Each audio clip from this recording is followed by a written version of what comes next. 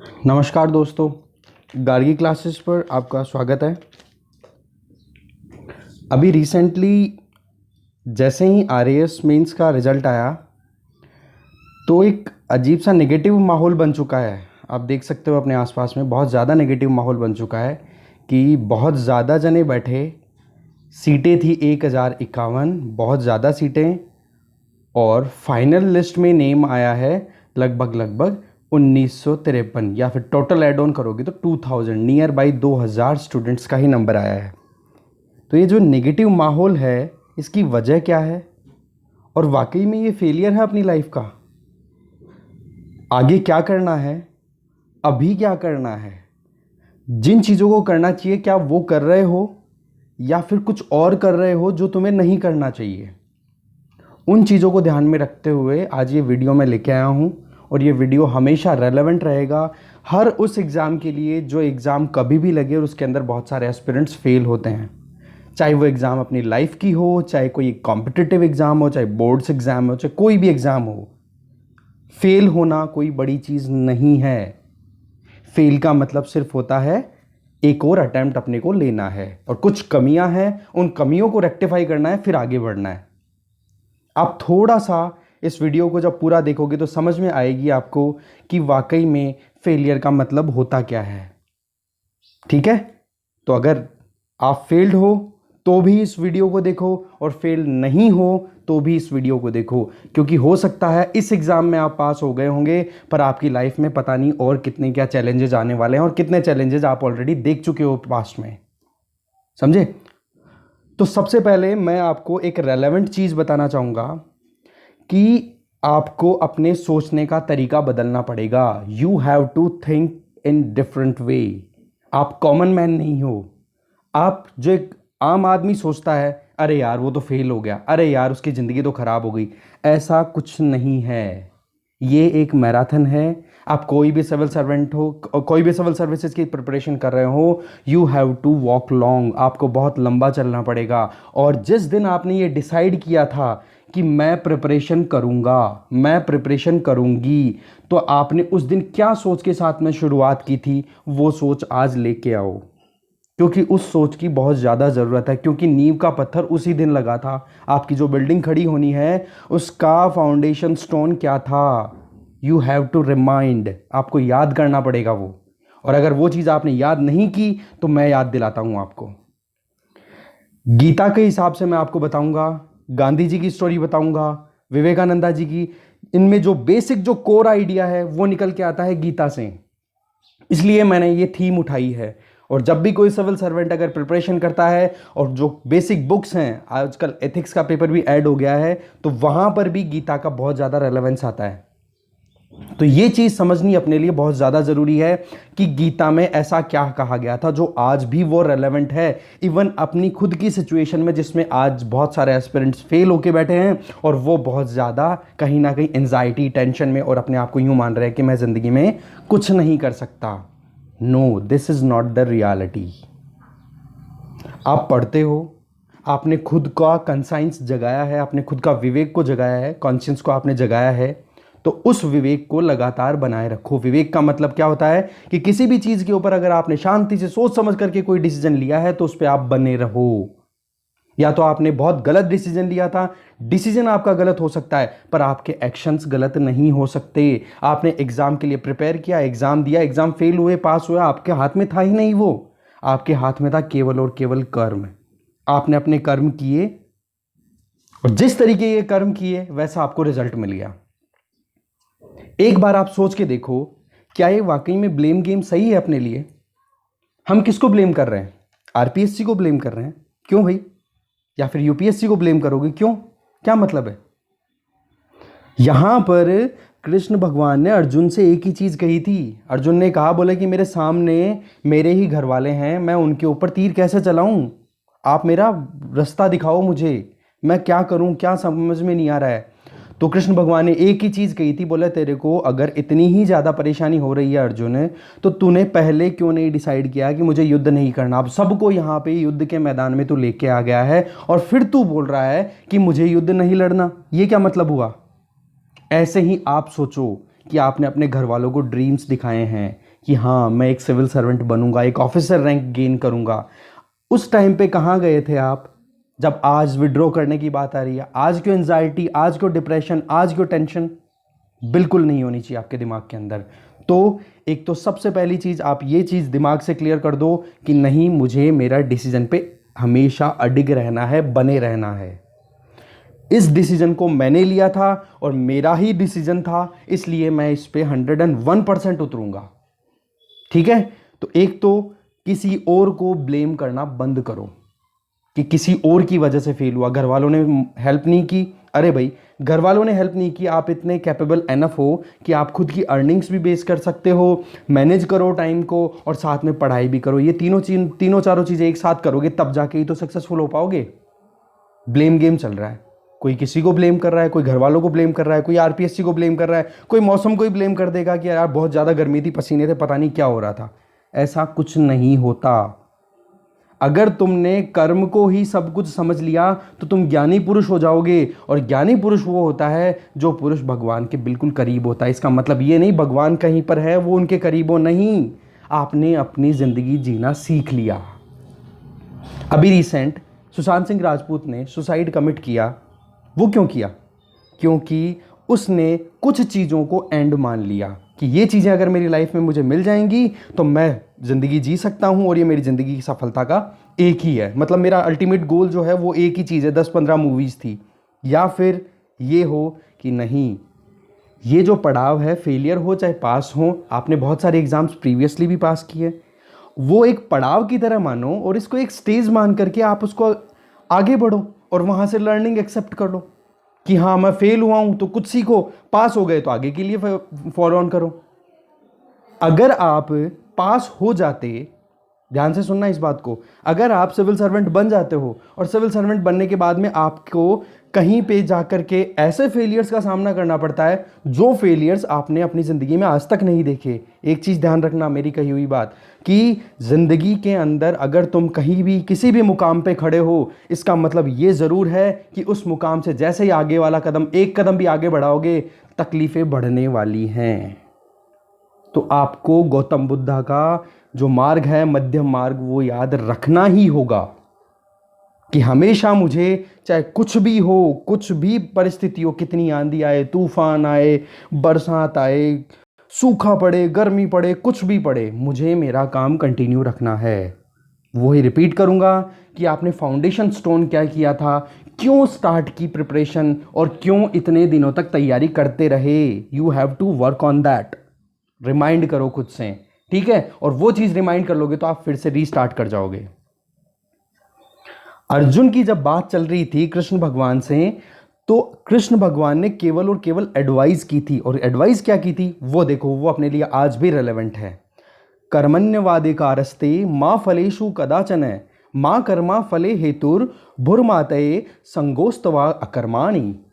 इसका मतलब क्या हुआ कि तुम अपने कर्मों पे ध्यान दो। भाई क्यों फलों पे ध्यान दे रहे हो? फलों पे दिमाग बिल्कुल मत लगाओ, इसको तुम प्लीज़ मिस इंटरप्रेट मत करो। जैसे आपने जितना एफर्ट लगाया फल अकॉर्डिंगली आपको मिल गया, आपने एफर्ट नहीं लगाया तो फल अकॉर्डिंगली आपको नहीं मिलता। समझ रहे हो? तो जो कुछ भी है वो अपना खुद का किया हुआ है, और इसी चीज़ को क्लियर करने के लिए वो साफ साफ कहते हैं कि तू कर्म करता जा, पर ये भी मत सोच कि मैंने ये किया। दैट मीन्स कर्म में भी अकर्म को ढूंढ। अगर तुम लोगों ने आज तक प्रिपरेशन की है ना सच में, तो तुम वाकई में पढ़ाई पे जुट चुके हो अब तक, और नहीं जुटे हो तो इसका मतलब आपने कहीं ना कहीं खुद से करप्शन किया है। करप्शन कोई पैसे में नहीं होता है। करप्शन का मतलब होता है जब आपकी इंटेग्रिटी खत्म हो जाती है। इंटेग्रिटी का मतलब होता है क्या आप सोचते हो, क्या आप कहते हो और क्या आप करते हो। इन तीनों चीज़ों के अंदर जब तक कोई सिंक्रोनाइजेशन नहीं आएगा, इसका मतलब आप इंटीग्रेटेड नहीं हो, you are a corrupted person. तो अगर आप करप्टेड नहीं हो तो आपके दिमाग में सिर्फ और सिर्फ आपके एक्शंस की बात आएगी। The action itself is a fulfilment, the fruit is not. Fruit is only a mean, only a stage of a life. Life की केवल स्टेज है जिसको पार करके अपने को आगे जाना है, यहां पर ही नहीं रुकना है। अगर आप सेलेक्ट हो गए इसका मतलब ये थोड़े ना कि आप सब कुछ बन गए, नहीं, हो सकता है आपकी लाइफ में अगर इसी चीज़ का अगर आपने गुमान कर लिया, घमंड कर लिया, प्राउड कर लिया किसी भी केस में कि मैं RAS बन गया, IAS बन गया, दैट डजंट मीन कि आप अपनी लाइफ में दोबारा गलती नहीं करोगे, क्योंकि आपने सबसे बड़ी गलती तो यही कर दी कि मैं आ गया आपके अंदर। तो सिलेक्शन हुआ या नहीं हुआ कोई बिग डील नहीं है, पॉइंट है कर्म, your actions, you have to focus on it. इस पे ध्यान दो, काम करो, आगे बढ़ो। एक चीज और मैं बता दूं आपको, सीधी सी बात है, इंडिविजुअली जो भी आप सुन रहे हो तो एक चीज ध्यान से रखना कि अर्जुन को एक ही चीज कृष्ण भगवान ने कही थी, और वो चीज मैं आपसे कहना चाहता हूं क्योंकि आप अर्जुन की जगह हो। एक ही चीज कही थी कि भाई अर्जुन, पार्थ, उठा तेरे धनुष और बाण और चला, जो कोई भी हो, और तू नहीं चलाएगा तो मैं किसी और को पकड़ूंगा, बाकी मैंने तो डिसाइड कर रखा है कि सामने वाली पार्टी को पूरा खत्म करूंगा। तो यही एडवाइस मैं आपको करूंगा, पार्थ उठो, किताबें पढ़ना शुरू करो, दिमाग को बिल्कुल रिफाइन करो, रीस्टार्ट करो। आपके पास में बहुत कुछ ज्ञान है, उस ज्ञान को आप रिसर्च करो, सर्च करो, आउट निकालो, कम आउट निकालो उसमें से, और अपने काम पे लग जाओ। क्योंकि अगर तुम प्रिपेयर करके आगे बढ़ते हो तो तुम RAS या IAS बनोगे, कोई और नहीं बनेगा, और तुम नहीं बनोगे तो RPSC और UPSC के पास में 1000 ऑप्शन है, ये ध्यान रख लेना। आप ही केवल एंड नहीं हो, आप जैसे हजारों हैं, एग्जैक्टली वैसे ही जैसे अर्जुन था। अर्जुन ने जब ये कहा कि मैं कैसे मारूं, मेरे परिवारजन ही सामने हैं, तो एक ही चीज कही कृष्ण भगवान ने, क्या कि बेटा उठा ले, पहले मारेगा तो ठीक है, नहीं मारेगा तो मैं तो किसी और को बोलूंगा। मारेगा तो या तो तू जीतेगा या तू हारेगा, जीतेगा तो यश मिलेगा, सुख भोगेगा, हारेगा तो तेरी अमरता होगी, तेरे को लोग जानेंगे कि धर्म की रक्षा के लिए अर्जुन ने हाथ उठाया, अर्जुन ने काम किया अपना। तो यही चीज मैं आपको समझा रहा हूं कि अपने हथियार उठाओ, अपना पेन, कॉपी, बॉक्स सब कुछ उठाओ, शुरू करो अपनी पढ़ाई को। अगर तुम करोगे कीर्ति मिलेगी, सुख भोगोगे, और तुम करते करते अगर ना भी कर पाओ और जब ओवर एज हो जाओ, कोई इशू नहीं, ज्यादा ज्यादा क्या होगा, ओवर एज हो जाओगे, ओवर एज तक भी हो जाओगे तो कम से कम आपको इतना संतुष्टि तो रहेगी, और वो संतुष्टि ही आपको हमेशा खुशी देगी कि मैंने कोशिश करना नहीं छोड़ी। इसलिए अगर अपन सेलेक्ट नहीं हो रहे, इसका मतलब ये नहीं कि जिंदगी में फेल हो गए, नहीं। हार जीत, गर्मी सर्दी, सब कुछ बराबर है। अगर एक जना हारेगा नहीं तो दूसरे को सेंस कैसे आएगा कि वो जीता? अगर सभी हार जाएं, सभी जीत जाए तो बात कैसे आई? समझ रहे हो? तो फेलियर लाइफ का बहुत इंपॉर्टेंट पार्ट है, इसको एज इट इज एक्सेप्ट करो खुले हाथों से कि हाँ मैं फेल हुआ हूं, कोई फर्क नहीं है, पर मेरे एक्शंस कंटिन्यू रहेंगे। ये चीज अपने को ध्यान रखनी है, और ये आपको एक सॉफ्ट एडवाइस है जो कृष्ण भगवान ने अर्जुन को दी थी कि भाई तू जानता है कि कौन सी चीज ज्यादा अच्छी है। यहां पर ये 2 बार जो मां वर्ड आया है, इससे एक ही चीज क्लियर होती है, यू नो द बेटर। तुम ज्यादा अच्छे से जानते हो कि तुम्हारा केस क्या है, तुम अपने केस के अकॉर्डिंग अपने हिसाब से आगे बढ़ो। हो सकता है कि आप अभी आपने फर्स्ट अटेम्प्ट दिया हो सकता है आपने सेकंड दिया, हो सकता है थर्ड दिया हो सकता है मैरिज के बाद में दिया हो सकता है एक बच्चा भी हो आपके, कोई भी केस हो सकता है। तो you know the very well, you know the situation very well, you know the better thing. तो आप उसके अकॉर्डिंग प्लान करो। इस चीज के लिए हेल्प करने के लिए मैं आपको एक वीडियो भी दूंगा जिसके अंदर अपन किस तरीके से प्रिपरेशन कर सकते हैं, एक मैरिड लाइफ वाला कैसे कर सकता है, अनमैरिड कैसे कर सकता है, एक इनिशियल जो प्रिपरेशन करेगा वो कैसे करेगा, इनके डिफरेंट डिफरेंट वीडियोस दूंगा क्योंकि ये चैलेंजेस लाइफ में आएंगे। These are mandatory challenges which we have to face, अपने को फेस करने ही पड़ेंगे इनको, इनसे अपन पीठ नहीं दिखा सकते इनको। समझ रहे हो बात को? फिर बात करते हैं थोड़ी सी और, मैं काम की बात बताऊं आपको। गांधी जी, सब बोलते हैं गांधी जी, कोई तो क्रिटिसिज्म भी करता है कि गांधी जी ऐसा था ऐसा था। अरे भाई एक बार इस इंसान की जिंदगी तो उठा के देखो। बैरिस्टर की थी इसने लंदन से, उस जमाने में जिस जमाने में अंग्रेजों का यहाँ राज चलता था। ये आदमी उस टाइम का एडवोकेट था। क्या किया इसने? सबसे पहले जो कुछ था उसको छोड़ा। तो भाई तुम RAS IAS नहीं बन रहे हो, इसका मतलब ये है क्या कि तुम मतलब बिल्कुल ही जिंदगी खत्म हो गई? इस आदमी के पास तो सब कुछ था, फिर भी इसने सब कुछ छोड़ा। क्यों? क्योंकि ये अपने आप को डाइवर्ट नहीं करना चाहता था। इसका गोल एक था कि मुझे कैसे भी करके समाज के अंदर एक अच्छा मैसेज देना है, अच्छा समाज की स्थापना करनी है, और वो शुरुआत मेरे से होती है। और एक चीज मैं बता दूं, ये रियलिटी है, अगर आदमी खुद को 100% चेंज करता है तो उसके फॉलोअर्स उसको केवल 10% ही फॉलो करते हैं, 10% ही चेंज करते हैं। तो अगर आप लीडर बनना चाहते हो, जिंदगी के लीडर बोल रहा हूं मैं, तो उसके लिए आपको 100% खुद को चेंज करना पड़ेगा। आप दूसरों को चेंज नहीं कर सकते, आप अपने घर वालों को चेंज नहीं कर सकते, आप मौसम को चेंज नहीं कर सकते। You can change only your self. आप खुद को चेंज कर सकते हो, जितना चाहते हो उतना चेंज कर सकते हो, जितनी ज़रूरत है उतना चेंज कर सकते हो। चेंज, मुझे कम से कम लोगों से मिलना है, मुझे पढ़ाई करनी है, मुझे जॉब करनी है अगर मेरी जॉब चल रही है तो, और अगर मेरी फैमिली है तो फैमिली को टाइम देना है, और इसके अलावा मुझे कुछ और ही नहीं करना। 24 घंटे हैं तुम्हारे पास में, डिवाइड भी करोगे ना तो आराम से पढ़ाई को 5 से 6 या 7 घंटे तक ईजिली दे सकते हो तुम, पर उसके लिए तुम्हें और चीज़ों से डाइवर्ट नहीं होना चाहिए। गांधी जी सब बोलते हैं, कोई बोलता है कि कितनी बार फेल हो गए, एक बार जीतने वाले थे 1920 के अंदर, जो ये हुआ था नॉन कॉपरेशन मूवमेंट, फिर सिविल डिसोबीडियंस मूवमेंट हुआ था, फिर क्विट इंडिया मूवमेंट हुआ था। अरे भाई, वो भी तो फेलियर ही कंसीडर की जा रही है ना गांधी जी की। तो इन्होंने क्या लड़ाई करनी छोड़ दी थी? नहीं। जब तक इसकी गोली लगी इस इंसान के, उस टाइम पर भी गांधी जी यही करने की कोशिश कर रहे थे कि सोसाइटी में एक हार्मनी स्टैब्लिश करूं। ठीक है, सेम केस आप देख लो विवेकानंद जी। विवेकानंद जी क्या थे? एक नॉर्मल इंसान थे, और उनको एक ऐसा किक मिला कि उसके बाद में उन्होंने सब कुछ छोड़ डाला। बस इनकी एक 2-3 जिम्मेदारियां थी कि मेरे घर वालों को संभाल लो। तो जो रामकृष्ण परमहंस थे, उनके कोई शिष्य थे, उनके पास में इनके घर वालों को भेज दिया गया था कि नरेंद्र तू तो मेरे पास रहे, बाकी तेरे घर वालों की जिम्मेदारी मेरी। अभी एक कोई बनिए थे, उनको वो हैंड ओवर कर दी थी उनकी फैमिली कि आप इनका ध्यान रखोगे। और विवेकानंद जी को अपना जो एक पूरा मैसेज कहते हैं ना, रिवाइटलाइजेशन ऑफ हिंदुइज्म, वो करने के लिए विवेकानंद जी को एक हैंड ओवर कर दिया था कि अब आप जाओ और ये काम करो। और देखो आज इस इंसान ने एक योगी की तरह, भोगी की तरह नहीं, अगर आप दुखी हो तो भोगी होकर के हो रहे हो, योगी की तरह होकर कोई दुखी नहीं हो सकता। इन्होंने जो अपने पास कुछ था, ट्यूशन पढ़ाते थे ये, इन्होंने और अच्छी इंग्लिश थी इनकी बहुत बढ़िया। आपने सुना होगा स्पीच इनका, शिकागो जो कॉन्फ्रेंस हुई थी, वर्ल्ड रिलीजियन कॉन्फ्रेंस 1893 के अंदर, उसके अंदर इन्होंने स्पीच दिया था। वो किस भेष में थे? एक साधु, एक संत के वेश में। ठीक है, तो वैसे ही खुद को बनाओ साला। इस तरीके से सोचो कि कुछ खो जाए तो गम नहीं, मिल जाए तो बहुत ही बढ़िया। इस सोच के साथ शुरू करो। गौतम बुद्ध क्या कहते हैं? मध्यम मार्ग, शांत रहो, ज्यादा सो मत, बिल्कुल ज्यादा पढ़ो मत, ज्यादा चिंता मत करो, ज्यादा खुश मत हो, थोड़ी चिंता थोड़ी पढ़ाई, थोड़ा सा काम थोड़ी एक्सरसाइज, हर चीज को बैलेंस करके पूरी जिंदगी में अप्लाई कर दो, आपकी जिंदगी एकदम चिल हो जाएगी। I am telling you dude. ठीक है, महावीर स्वामी की, ये गौतम बुद्ध और महावीर स्वामी कौन थे? ये दोनों के दोनों एक अच्छी फैमिली से थे, पर टाइम ऐसा बीता, टाइम ऐसा आया कि इनका माइंड रेवोल्यूशन को तो किसी ने इंस्पिरेशन भी नहीं दी थी कि भाई तुम बाबा जी बन जाओ, साधु बन जाओ, ऐसा कुछ नहीं था। इन्होंने देखा, परसीव किया और फिर बाद में आगे बढ़े।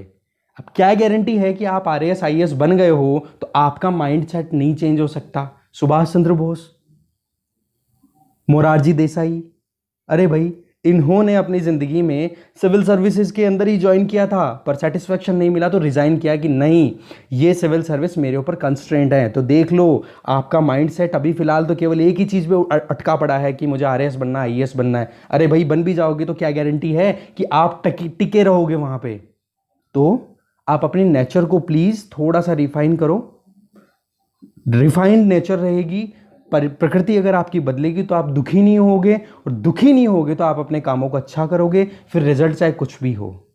ये है निष्काम कर्म का मतलब। काम करते जाओ, मिले कुछ भी उसको एज इट इज एक्सेप्ट करो और आगे बढ़ो। ठीक है, आई होप आपको ये वीडियो बहुत पसंद आया होगा। ऐसे ही मोटिवेशनल वीडियोस की अगर आपको रिक्वायरमेंट है तो प्लीज़ कमेंट बॉक्स में कमेंट करो, मैं डेफिनेटली अवेल कराऊंगा आपको। पर किसी भी शर्त पे कर्म करो, रुकना नहीं है, 1% भी नहीं रुकना है। ठीक है, thank you very much for this. और एक चीज़ और मैं बता दूं, आप तो आरएएस में फेल हुए हो। अरे भाई लॉकडाउन के अंदर कितने कॉरपोरेट वर्ल्ड के अंदर काम करने वाले मैनेजिंग डायरेक्टर तक के लेवल, उनके रोटियों तक के लाने पड़ रहे हैं, आपको पता होना चाहिए। आरएएस सेलेक्ट हो गए, आपने अपनी ज़िंदगी को बिल्कुल ख़राब कर दिया। अभी मान लो आप सोच रहे हो कि हाँ जी फेल हो गए यार, ज़िंदगी ख़राब है। अरे यार सेलेक्ट होने के बाद में रोड पे एक्सीडेंट हो जाए तो तो क्या होगा, फिर तो ज़िंदगी ज़ीरो है वहीं पे। इसलिए जो टाइम आज है उसको एंजॉय करो, जो काम कर रहे हो उस काम के अंदर एंजॉयमेंट लो, उसको फील करो, उसमें खुद की ज़िंदगी जियो। पर उसके लिए एक फॉर्मेट होना चाहिए, क्योंकि आपका टारगेट जो है ना उसके लिए एक फॉर्मेट होना चाहिए, और वो फॉर्मेट वो है मैं आपको दूंगा। ठीक है, thank you very much for watching this video.